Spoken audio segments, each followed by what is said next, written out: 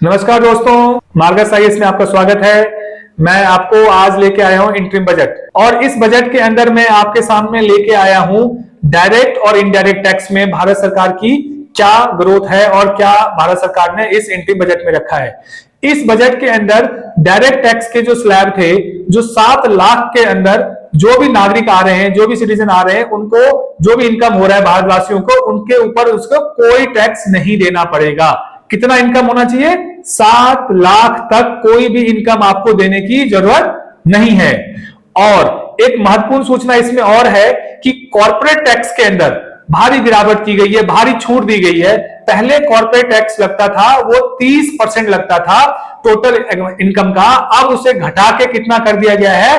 22% कर दिया गया है मोदी गवर्नमेंट के द्वारा। आपने सुना होगा राहुल गांधी जी कभी बोलते रहते हैं कि अडानी अंबानी की सरकार, तो उनको इस लाइन पे बोलने के लिए बहुत अच्छा पॉइंट मिल जाएगा।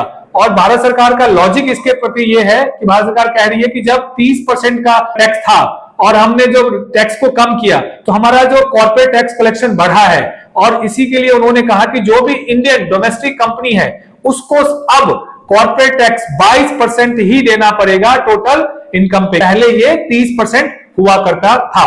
और एक और इसमें बातें जोड़ी गई है कि जो भी न्यू मैन्युफैक्चर कंपनी है, जो भारतीय कंपनी है, उसको कितना कॉर्पोरेट टैक्स देना पड़ेगा? ओनली 15% देना पड़ेगा। और ये जो बातें बदली है वो डायरेक्ट टैक्स के हिसाब से।